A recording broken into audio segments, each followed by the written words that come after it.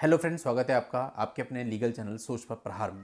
दोस्तों, आज का वीडियो बिल्कुल प्रैक्टिकल है। अभी इतने सारे मामले देखने के बाद एक चीज़ तो पता चलती है, मतलब हम इस स्टेज पे तो हैं जहाँ हमें पता है कि मैक्सिमम रीजंस क्या होते हैं इन सब चीज़ों के होने के, यानी फॉल्स केसेज होने के, वाइफ के जाने के, आपके बीच में, मतलब बहुत सारे रीजंस हो सकते हैं, मल्टीपल रीजंस। लेकिन आज हम एक पर्टिकुलर रीजन पे बात करने वाले हैं। ये रीजन बहुत से मामलों में देखने में आता है, बहुत अधिकतर मामलों में देखने में आता है। और दोस्तों, ये रीजन भी ऐसा है कि आप में से बहुत सारे लोग अपने आप को कनेक्ट कर पाएंगे। ध्यान से वीडियो को देखना और पूरी बात को समझना। देखिए, आज के समय पे क्या है, लोग हाईली क्वालिफाइड हैं। पहले के टाइम पे लोग इतने ज़्यादा पढ़े लिखे नहीं होते थे और सोशल मीडिया भी नहीं था। आज के समय एक तो आदमी पढ़ लिख बहुत लिया, दूसरा सोशल मीडिया है। और सोशल मीडिया में एक नहीं, पता नहीं कितने प्लेटफॉर्म है, मतलब आदमी एक ऐप बंद करता है, दूसरी खोलता है, तीसरी खोलता है, चौथी खोलता है, उनकी नोटिफिकेशन देखने देखने उसके घंटों खराब हो जाते हैं, लेकिन उसका एहसास नहीं हो पाता कि इतना टाइम चला गया है। और दूसरा, आजकल का जो एनवायरनमेंट है, स्कूल्स का देख लीजिए, कॉलेज का देख लीजिए, वर्क प्लेस का देख लीजिए, आप ये नहीं कह सकते कि कोई व्यक्ति जो वहाँ काम कर रहा है उसका कोई अफेयर वगैरह ना चल रहा हो। हर किसी के साथ ऐसा है। चलिए, यहाँ तक भी हम मान लेते हैं कि ठीक है। लेकिन दोस्तों, बात वही है ना, किताबें बहुत सी पढ़ी होंगी तुमने, लेकिन किताबें तो पढ़ ली, लेकिन जब मैरिज हो जाती है तो वो सारी किताबें बंद हो जानी चाहिए। कम से कम एक डिग्निटी अपनी होनी चाहिए। लेकिन हो क्या रहा है, मैरिज हो गई। मैरिज होने के बाद क्या हुआ जी, ठीक से आप बात नहीं कर रहे हैं, आप फ़ोन में ही लगे हुए हैं, आपका पार्टनर परेशान हो रहा है कि यार बात क्यों नहीं कर रही है ठीक से, या कर रहा है ठीक से, लेकिन आप फ़ोन में ही लगे हुए हैं। फिर अचानक से 2 या 3 दिन के बाद क्या होता है, रात को 12 साढ़े 12 बजे आपका फ़ोन बज जाता है। और जब आप पूछते हैं अपने पार्टनर से कि भाई कौन था, फ्रेंड। ये जो शब्द है ना, फ्रेंड, ये सबसे घटिया शब्द है आज के समय पे। क्योंकि फ्रेंड पहले कहा जाता था दोस्त को जो हमेशा मुसीबत में साथ देता है। आज फ्रेंड उसे कहा जाता है जिसके साथ हमारे सारे रिलेशंस हर तरह के हैं, और अपने आप को डिफेंड करने के लिए हम कहते हैं फ्रेंड। यानी जहां आपका पार्टनर आपको ये कह रहा है कि फ्रेंड, अबे कौन सा फ्रेंड है जो रात को 12:30 बजे, 1 बजे, 2 बजे तुम्हें फ़ोन करेगा या मैसेज करेगा। फिर मैसेज पढ़ के तो देखो, अब तुम क्या करोगी, अब मैं तुम्हें हक करूंगी, अब मैं अपने बाबू को किस करूंगी।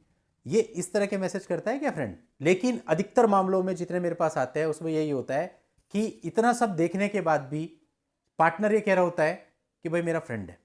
भाई कैसा फ्रेंड है? और अगर वास्तव में वो आपका फ्रेंड है और उसको पता है कि आपकी शादी हो गई तो आपको मैसेज क्यों कर रहा है? पहले तो उसको खुद को इतनी तमीज होनी चाहिए कि जब उसकी शादी हो गई है तो मैं उसमें इंटरफेयर ना करूं, उसकी लाइफ में, उसकी लाइफ पर क्या प्रभाव पड़ेगा, मैं रात को 12, 1 बजे, 2 बजे मैसेज करूंगा। आप कैसे कह सकते हो फ्रेंड है? उसको तो फ्रेंड की डेफिनेशन भी नहीं पता।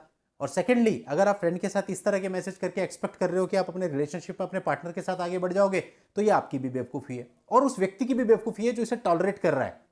क्योंकि यदि आपको ऐसा पता चलता है कि आपका पार्टनर इस प्रकार की एक्टिविटी में इन्वॉल्व है, तो तभी के तभी चल भाई अपने घर चल, अपना रास्ता नाप, मूव ऑन कर।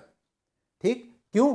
क्योंकि कोई फायदा नहीं है ऐसे व्यक्ति के साथ रहने का, चाहे वो लड़का हो चाहे लड़की हो, क्योंकि आगे चल के उसने और रायता फैलाना है। तो आप क्यों वेट करते हैं? बहुत सारे मैंने ऐसे देखे, बड़े लीनियंट से, मतलब ऐसा बनते हैं बड़े डिसेंट से, वो ये कहते हैं अरे कोई बात नहीं, हमें पता है सब आजकल माहौल ऐसे ही है, ठीक है चलता है, चलो आगे से ऐसा मत करना। अरे मतलब कैसे बंदे हो आप? आगे से ऐसा मत करना है क्या मतलब है? जब इतना सब कुछ चल रहा है हटाओ ना। आप क्यों उस पार्टनर के साथ मूव ऑन करना चाहते हो जो अभी से आपको चीट कर रहा है? वो आगे जाकर के क्या आपके साथ फेथफुल रहेगा? वो आगे जाके आपको और चीट करेगा।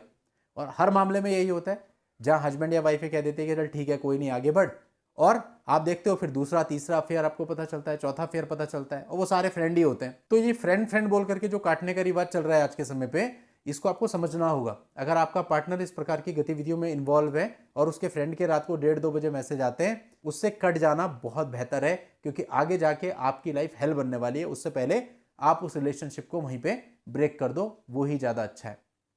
आप ये सोचोगे ना कि मैं उसको मौका देता हूँ, फिर वो सही हो जाएगी या हो जाएगा, उसके बाद वो ऐसा नहीं करेगी या करेगा, तो ये आपकी गलती है पूरे तरीके से। ऐसा कभी भी नहीं होता। जिस आदमी को ऐसी आदत है और उसको फिर आप शह देंगे, तो उसको तो लगेगा वाह भाई मैंने तो डील कर लिया सारा, अब तो आगे ऐसे चलता रहेगा। कभी भी नहीं हो पाएगा, कभी कोई नहीं छोड़ता भैया। जिसका जैसी आदत, जिसकी जैसी हैबिट, वो उसकी पूरी जिंदगी उसके साथ रहती है। तो चलो उस हद तक तो समझ में आता है कि भाई शादी हो गई उसके बाद भी आदमी फेथफुल हो जाए। चलो पहले हो सकता है कई सारी किताबें खुली हों, लेकिन अभी सारी किताबें बंद हैं। अब शादी हो गई तो वो अपनी डिग्निटी के साथ अपना जो पार्टनर है उसके साथ आगे बढ़ रहा है, वहां तक भी एडजस्टेबल है। लेकिन शादी हो गई उसके बाद भी वो पुरानी किताबें पढ़ रहा है, तो ऐसे में दोस्तों बिल्कुल भी आपको उसके साथ में कंटिन्यू नहीं करना चाहिए। ये मेरी ओपिनियन है, बाकी आप में से बहुत सारे लोग हो सकते हैं जिनकी डिफरेंट डिफरेंट ओपिनियन होगी, आप उस ओपिनियन पे चल सकते हैं।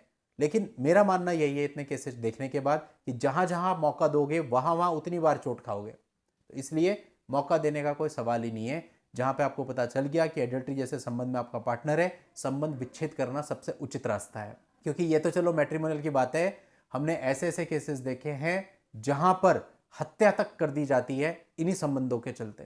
तो आप किस चीज में आगे बढ़ने की कोशिश कर रहे हो? आपका जो मूव है ना वो बिल्कुल स्ट्रेट होना चाहिए, आपका माइंड बिल्कुल, आपका स्टैंड बिल्कुल क्लियर होना चाहिए कि भैया अभी बाहर आना है, ये सब देख लिया मैंने, अभी आगे कंटिन्यू नहीं करना।